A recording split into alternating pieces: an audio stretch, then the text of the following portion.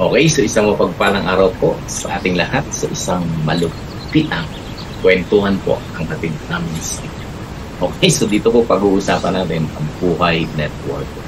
Okay, so ikikwento ko po ang ating naging buhay sa kung paano po ako nag-umpisa sa labang klase ng negosyo. At the same time, kung paano po binago, okay, ang networking ang buhay. So, pamagatan po natin itong habang buhay ang pangarap mo dahil may kapis. Okay? So, paano po tayo naging answered prayer dahil sa sistema po. Okay? So, kwentuhang malupit. Okay? Ang kapit namin sa inyo. Start po tayo. Okay? So, unang-una, pakilala po muna ako sa inyo. Okay? Ito po yung dati kong buhay. Ito po ay dating empleyado. Pag sinabing empleyado, okay? So, ito po yung nagta-time out. Alas 8, umuwi ng kasi. So, ako po ay dating engineer. 8 years po ako nag-practice bilang isang engineer. Masaya. Unang-una, maganda ang dating. Kaya lang, walang dato. Okay? Yung po yung buhay isang empleyado. No? So, engineer by profession. Okay? So, nag-enjoy naman po habang nagpa-practice no, ating pinagawa. Kaya lang at the end of the day, okay, lagi pong nag-iisip kung paano makakasurvive, paano pagkakasahin. Kaya ang income. Okay lang po kung ako po ay pinata. Okay? Kayang-kaya naman pagkasahin. Okay?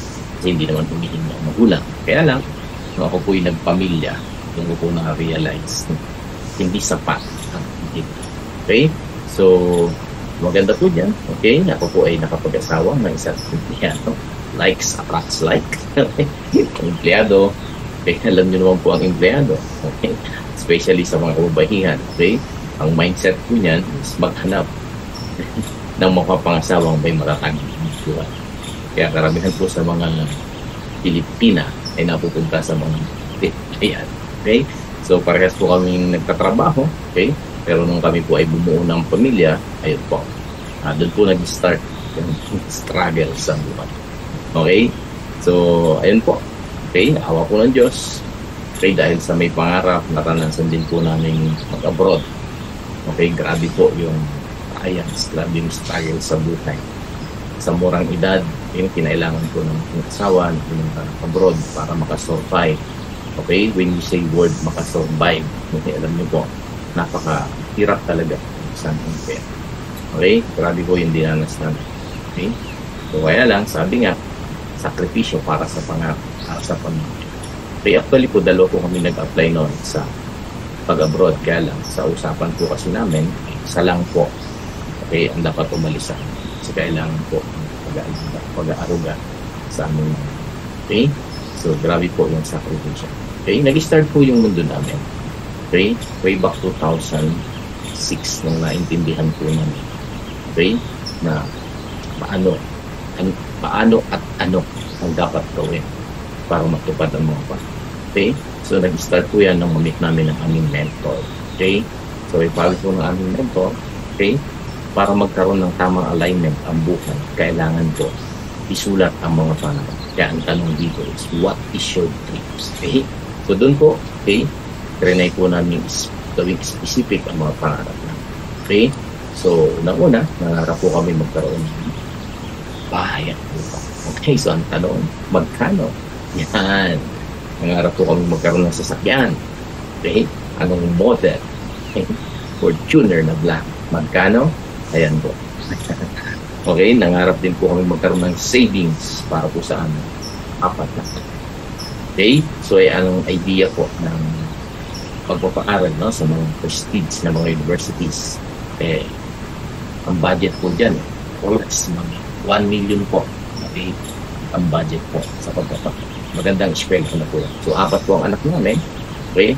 Sabihin, 4 million po. Okay? A total of 7.2 million. Then, sabi po ng mentor ko, what is your source and plan to get your dreams? Yan po. So, yun po. Okay? Sabi ko, of course, employment at okay, kaya lang, syempre, dahil engineer, taas ang pride, hindi lalaban ang mga bagay na kahit alam na hindi ipapanalo pagdating po sa laman ng panahon. So, sabi sa akin ng mentor ko, sige, bigyan kita ng halimbawa. Kumikita ka ng 30,000 sa loob ng isang buwan. Okay, hindi mo yan makukuha ng bulo. Tama siya. Of course, may deduction yan. Tax is expensive at kung may loan ka, binabawas po yan. Okay? Nagre-renta ng bahay. Okay? Electricidad, okay? Water, ayan, food allowance, okay, transportation, others, pambigay sa nanay, pang grocery. Grabe po na, kung babae, pang makeup. Okay, at the same time, pang date. Ayan po yung mga expenses na kinoconsider. Okay, total expenses is 20,000. Kung ang sahod mo ay 30,000 sa loob ng isang buwan, so may natitira kang 10,000. Good. Okay? Good. Good para sa iyo, of course, because we have meron tayong savings. Kaya lang sabi ng mentor ko, bigyan kita ng pagkakataon, okay? Sa 30,000 mo, okay, na savings, okay, pag-uusapan natin ang pangarap na isinunod. Okay, meron kang 10,000 a month savings. Okay, ilang taon ka na? Sabi sa akin, ako po noon ay 30 years old. Okay, sabi niya sa akin, okay, so 120,000 ang savings mo sa loob ng isang taon. Tama naman ang computation, tama? 10 times 12 months, 1 year, 120 times 10 years, 1.2 million. Compared to my dream, 7.2 million to 1.2 million, malayo pa. Bakit? 10 years na po ako nag-iipon yan. Okay. So, dadagdagan po ng 10 years, ang edad ko ay 40 years old na po ako niyan at may ipon pa lang po ako 1.2 million. Another 10 years, 2.4 million in a savings. 50 years old na po ako. 3.6 million after 30 years na pag-iipon. 60 years old na po ako. Kalahati pa lang po ang nakukuha sa pangarap ko.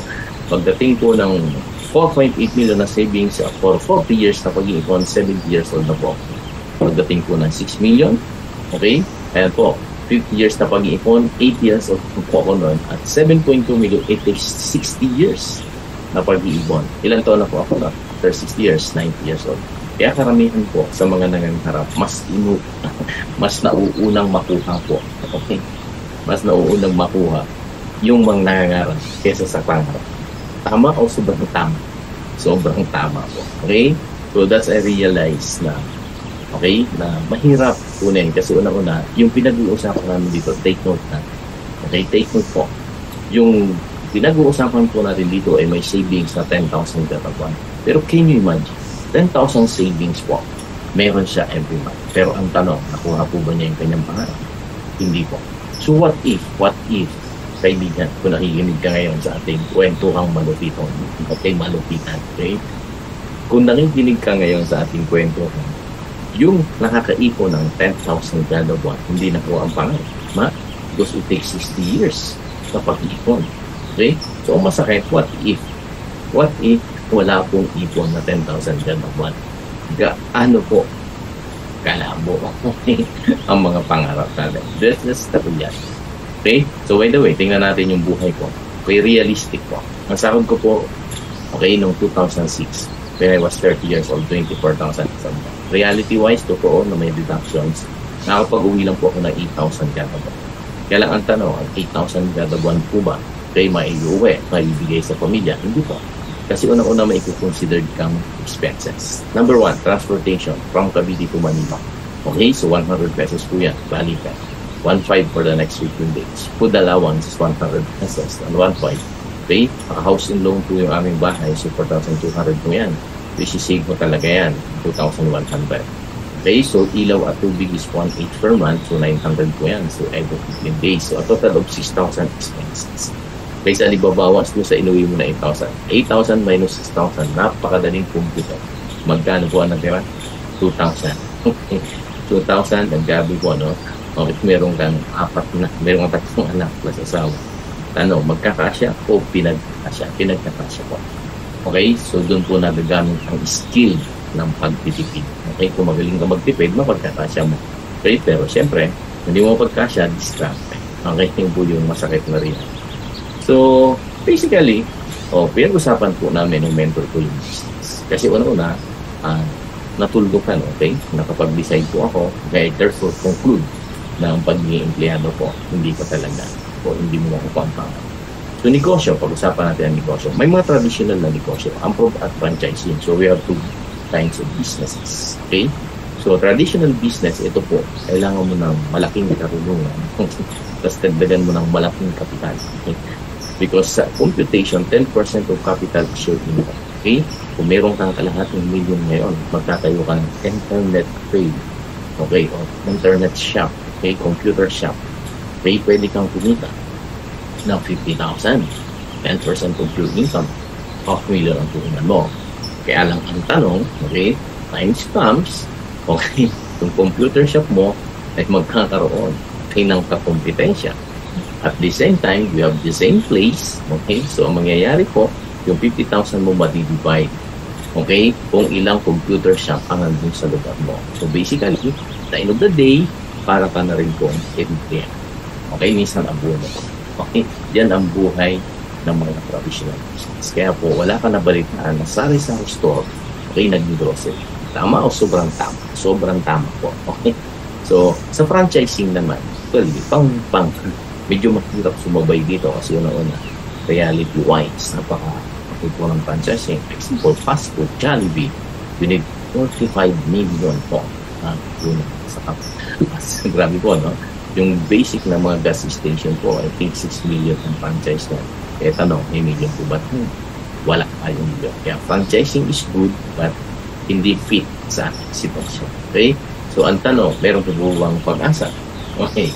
So, ibig sabihin, employment, local, wala. So, traditional business, hindi po natin siya lalagyan ng XS. Okay? Kasi unang-una, malaking puhunan, okay, pwede naman po. Franchising, wala naman talaga pag-asa. Okay? So, other source, abroad, ang problema naranasan na po na. Okay?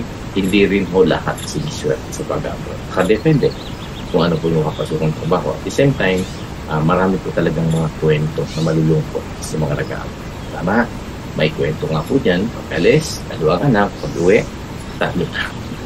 Okay? At the same time, karamihan po ay nagiging broken home po ang family ng mga nag-abroad. Okay?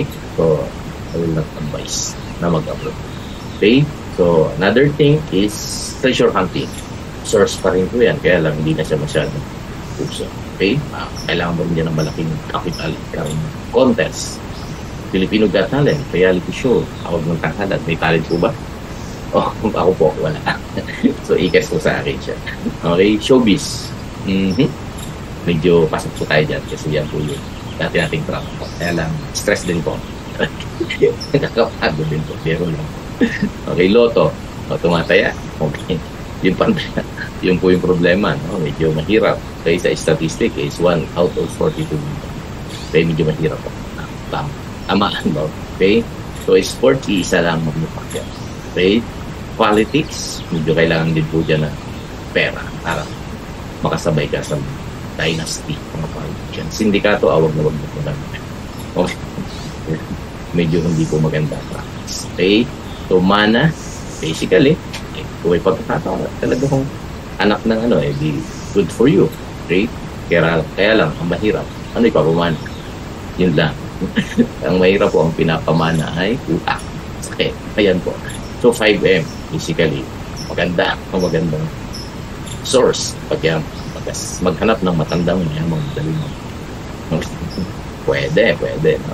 So, basically, kung mapansin po ninyo, no, halos inubos na natin yung ating mga source. Kaya lang halos wala pa po. Okay?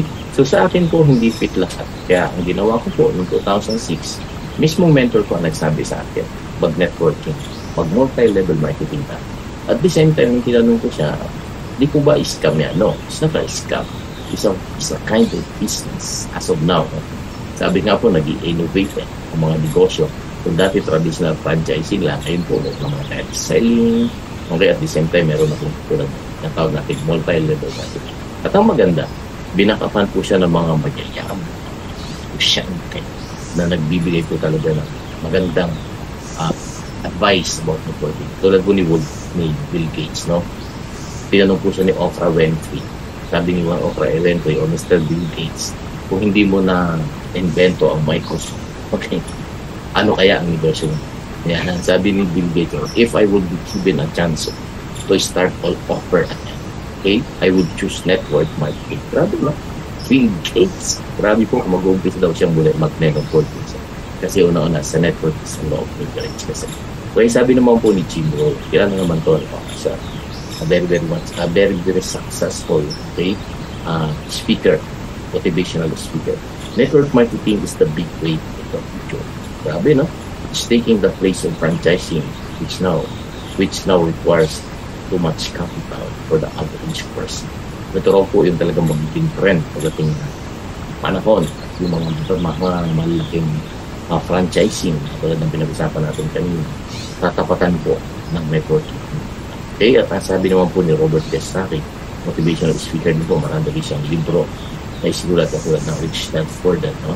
The richest people in the world look for unaffiliated networks. Sabi, no? Everyone else looking for the job. Kino-fair po niya. Yung mayayaman daw po nag-build ng networks. Parang Jollibee. Narami po ang Jollibee. It's a network, right? Yung po yun po. Okay, so, ang nangyari po, dahil nagkaroon tayo ng magandang pagtanggap sa networking, nakita po kami ulit ng pag-isa. Nangarap po kami. Yes. Okay, so nag-start po ang mundo namin sa networking noong 2006. Nakita niyo po yung video, mga bata. Okay, siyempre laging may tanong dyan, why? Ano yung dahilan mo? Of course, family. Gusto ko mabuo ang family, gusto ko mabigyan sila ng magandang buhay. At kung may pagkakataon kahit hindi ako, sasagain ko na. Okay? Sabi ko, thanks lang for the opportunity at merong alternative. Pwedeng gawin part-time. So, umpisa nag-part-time po ako.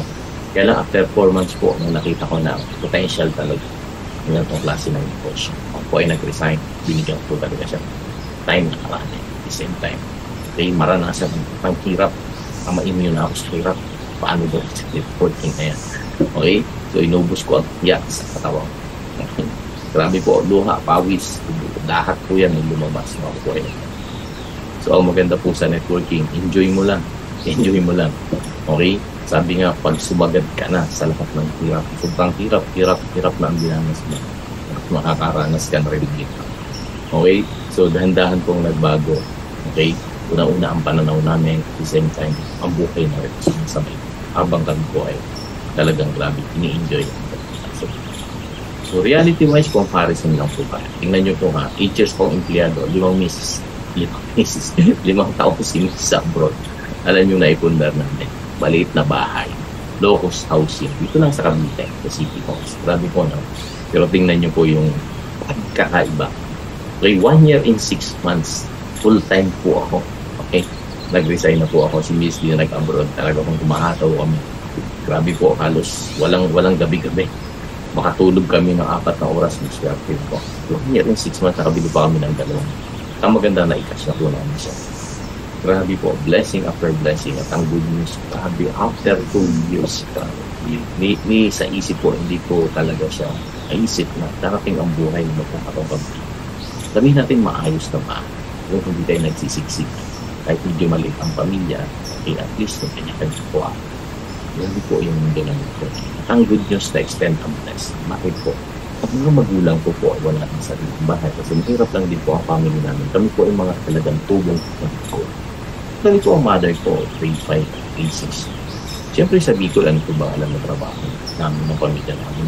Magsaka, mag-copra, isda. May dagat po sa amin. Okay? So, pumunta po kami ng Manila. Ako po ay 10 years old. Tanda-tanda ko po yung grade 4 po ako. So, siyempre, ano pong alam na trabaho ng magulang ko? Kumangin isda. O magsasaka sa probinsya. Siyempre, wala po. Walang experience. So, ang papa ko po ay nag-construction. Nag-start po siya as helper. Mother ko naman po naglalabada sa aking place. Sa amin po sa Las Piñas. Squatter po kami doon for almost 12 years. Sa likod lang po kami ng Almanza Elementary School. Okay, sa San Francisco Division. Squatter po kami siya. So, kaya makakapanood ng video na to, nakagagan po sa San Francisco. Okay. Pupuliso, naalala niyo po ako. Okay. So, ayan po. Ang trabaho po namin dyan sa Ambuador kasi wala akong tubig. Try po yung buhay. So, nabihan po natin ang bahay. Okay? And we were very much thankful na sila po yung okay? At the same time, ang aking pong biyanan, solo anak naman. So, single parent po. Pagkapanganak, iniwan na rin po na father di pamilya. At the same time, nagsika po yung aking biyanan. Mananahi po siya hanggang sa napagpapos po yung biyanan. So, yun po yung nagbakwento. So, nabiyayaan din po natin siya. Maganda at makas. So, hindi po, blessing after blessing. Yes! At siyempre po, dahil nagkakaroon tayo ng savings, hindi naman po natin pwede ilagay lang sa bangko. So, natuto po tayo mag-invest ng passive income para sa video. At siyempre po, dahil may background tayo as engineer, kaya nakita ko po na maganda pong passive income o paupahan. So, bumili po tayo ng apartment. Yes. So, nag-invest po tayo sa mga sasakyan. Kaya, karanas din po tayo magkaroon ng mga sasakyan. Okay? Kasi una-una po, siyempre, May mga kanya-kanyang gamit naman po yan. Yung po pang negosyo, service ng pamilya at service ng group. Yes, okay. So nagkaroon din po tayo ng condo unit dyan sa Tagaytay, pasyalan po, no? At ipinasok po natin sa tinatawag nating Airbnb. Ang Airbnb po ay sa agency na pwede po kayo makipag-connect sa kanya. At the same time, siya po yung mag-aanap ng mga uupa o titira dyan for day. Okay, kasi tourist place.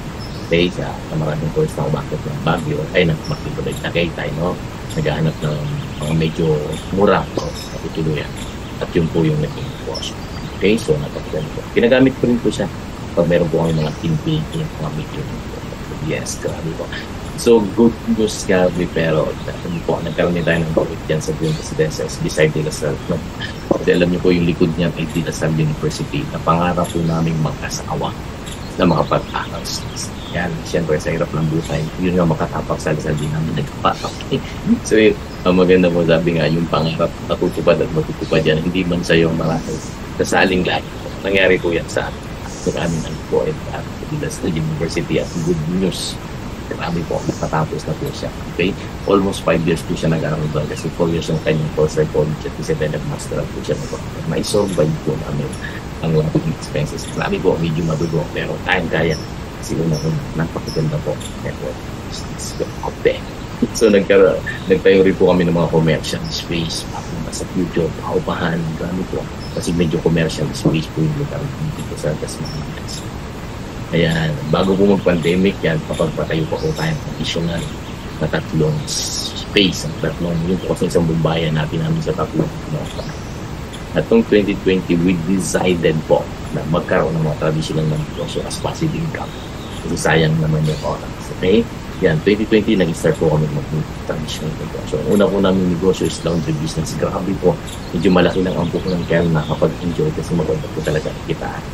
Okay? Para po talaga namamagnet ang pera. So, unang-una. Okay? Pag nakuha mo po yung customer, grabe po, every week, magpapalabas kayo yan. Okay? So, yun po yung naging magandang setup namin. So, malaki na po kita. Okay? Pinag-aralan din namin ang paggawa ng detergent hot from dishwashing. Isang hindi naman income. Okay? So, nag-full time po ang mag-asawa traditional negosyo. Pansamantalang nag-stop sa networking. Okay? Kailangan namin ito, mag-retire pa kami. Kaya lang, talaga. Okay? Mabait si Lord. Talagang gusto pang ibigay sa amin yung mga nakitira pong narap sa buhay. Kaya kami po bumalik po kami sa ito po, so isa part ng kwento. Okay? Another journey. Okay? So maganda po na isipan din po namin magtayo ng coffee shop. Kasi ang dahil po mga call center dito sa lugar namin. So alam niyo naman po ang pilit ng mga kabataan. Starbucks coffee. Okay? Dito po ang maganda na franchise po tayo sa isang manager dati sa Starbucks. So yung talaga po kape namin ay parang sa Starbucks. Parang po masisiyahan ka. Okay, so minamanage po ito ng family. Okay, ayan po, meron na po tayong ngayon isa. Dito na po ang stock. So yun po yung pinakamaganda. Marami po yung blessing sa ano, na dating walang-wala, 2,000 ang natitira sa sahod, pinipili to survive. Grabing discount sa buhay. Pero ngayon po, marami po, dahan-dahan binabago na po. Okay? Lord ang buhay na. Okay? So, alam niyo po, napaka-basic lang po. Okay? Yung pinapawakan namin. Si Jeremiah 29 verse 11. Tingnan niyo po ang pagkakasabi ni Lord.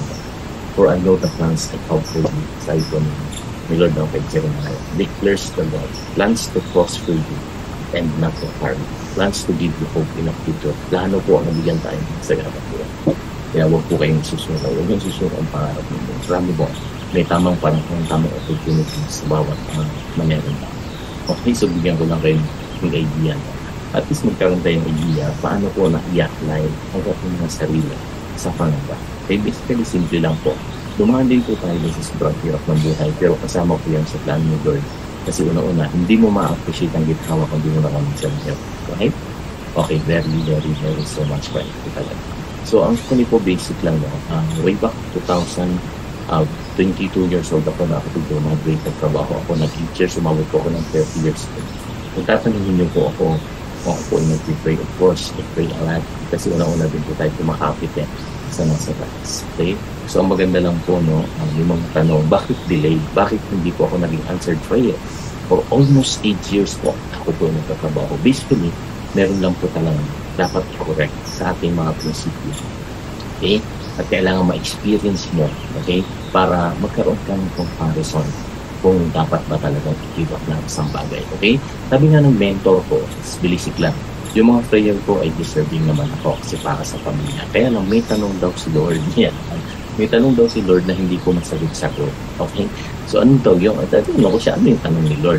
Okay? Baka naman pwede malaman. So sabi ni Lord, basic lang. Deserving ako sa pangarap ko, kaya lang ang tanong ni Lord sa akin, o engineer yung pangarap mo, o ikaw, tatanong ka ni Lord na, o ikaw na nakikinig daw ako sa Lord ng video na to. Deserving ka sa pangarap mo. Kala ko, ibibigay ko sa bukas, sabi ni Lord, saan ko ipadadaan? Sige, ulitin ko ng 3 beses, saan ko ipadadaan? Saan ko ipadadaan? So basically, basic lang yung ano, no? Yung sabi ni Lord, no? Saan ko ipadadaan? Yung iniisip ko, oo nga, no? Kung ako'y empleyado na natitirahan lang ng 2,000 kada kinsena sa katapusan at ako'y nangangarap ng kotse, nangangarap ng makakailat magandang bahay, nangangarap ng mapag-aral ang anak sa magandang eskwelahan.